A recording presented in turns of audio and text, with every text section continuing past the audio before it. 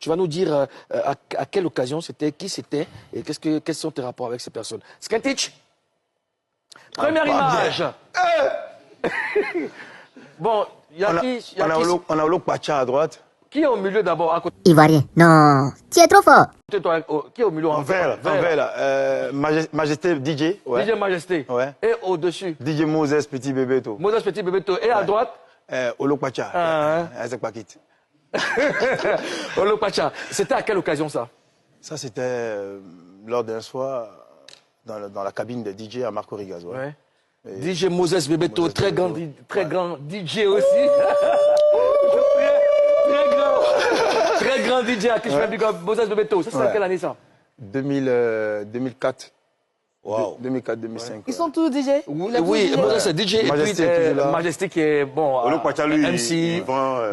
Olo Pacha, Majesté. ce jour-là, il était avec Arafat. On a une autre photo encore quelque part, même. Je crois que j'ai vu ça hier. C'est Moses qui les a. D'accord. Arafat aussi était là dans tout ça. D'accord. Voilà. Prochaine image, Skentich.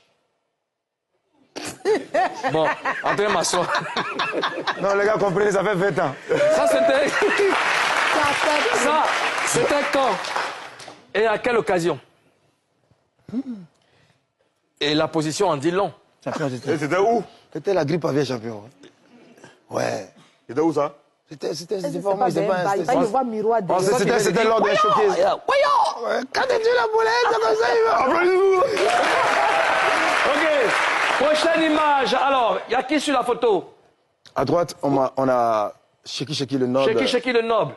Juste après lui, en chemise noire, Barrett Boulevard des Stars. Barrett Boulevard des Stars. Oui, Sheki le Noble était le producteur et en même temps Barrett, les deux coproducteurs de DJ Lewis. Les deux producteurs, d'accord.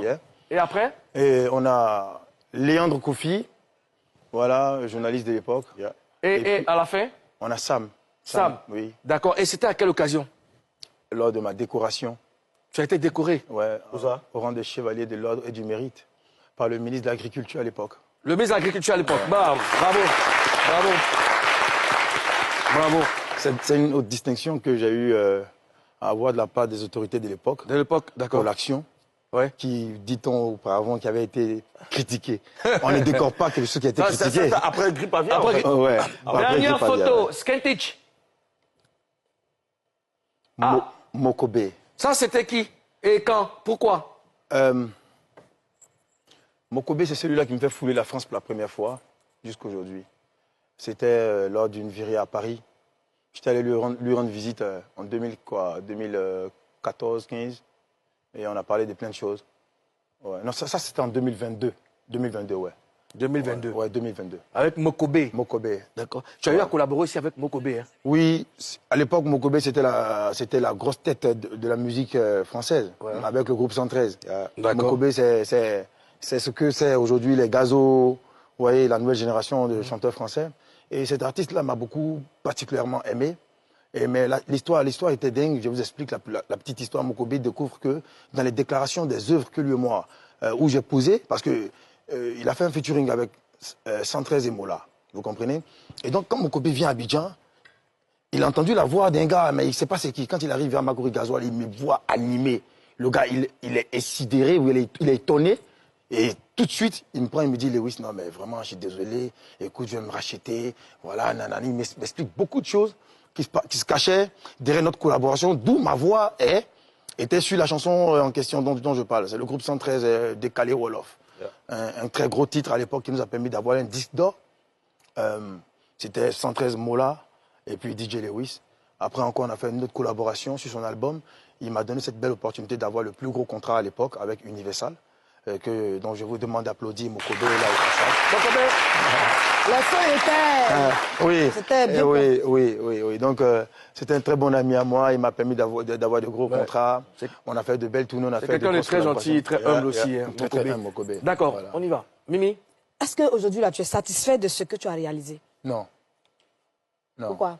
Parce qu'il me manque le palais de la culture. Il te manque palais. Lewis, parle français, s'il te plaît. Il te manque quoi? Excuse-moi encore, je répète Non, ça va me tu tuer.